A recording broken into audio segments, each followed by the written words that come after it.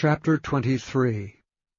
And Paul, earnestly beholding the council, said, Men and brethren, I have lived in all good conscience before God until this day. And the high priest Ananias commanded them that stood by him to smite him on the mouth. Then said Paul unto him, God shall smite thee, thou whited wall, for sittest thou to judge me after the law, and commandest me to be smitten contrary to the law? And they that stood by said, Revilest thou God's high priest? Then said Paul, I wist not, brethren, that he was the high priest, for it is written, Thou shalt not speak evil of the ruler of thy people. But when Paul perceived that the one part were Sadducees and the other Pharisees, he cried out in the council, Men and brethren, I am a Pharisee, the son of a Pharisee. Of the hope and resurrection of the dead I am called in question. And when he had so said, there arose a dissension between the Pharisees and the Sadducees, and the multitude was divided. For the Sadducees say that there is no resurrection, neither angel nor spirit, but the Pharisees confess both. And there arose a great cry, and the scribes that were of the Pharisees' part arose and strove, saying, We find no evil in this man, but if a spirit or an angel have spoken to him, let us not fight against God. And when there arose a great dissension, the chief captain, fearing lest Paul should have been pulled in pieces of them, commanded the soldiers to go down and to take him by force from among them, and to bring him into the castle. And the night following, the Lord stood by him, and said, Be of good cheer, Paul, for as thou hast testified of me in Jerusalem, so must thou bear witness also at Rome.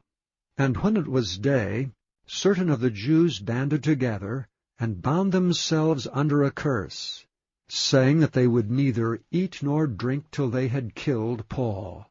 And they were more than 40 which had made this conspiracy. And they came to the chief priests and elders, and said, We have bound ourselves under a great curse, that we will eat nothing until we have slain Paul.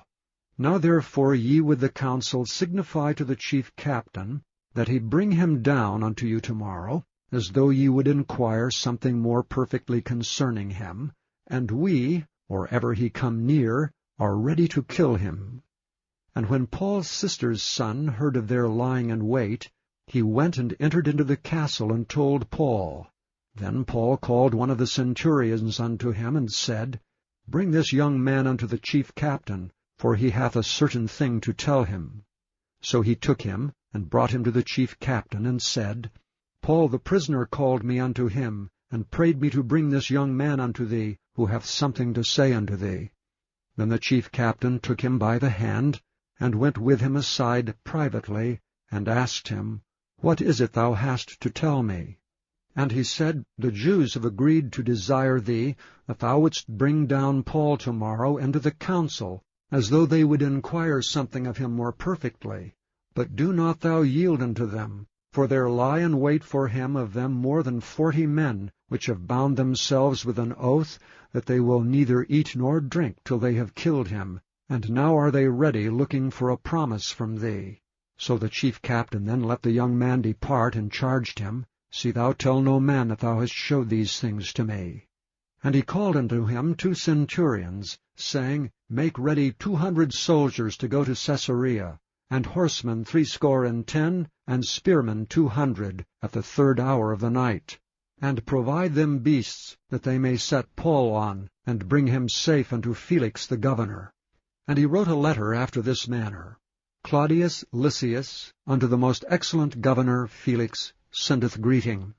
This man was taken of the Jews, and should have been killed of them. Then came I with an army, and rescued him, having understood that he was a Roman. And when I would have known the cause wherefore they accused him, I brought him forth into their council, whom I perceived to be accused of questions of their law, but to have nothing laid to his charge worthy of death or of bonds.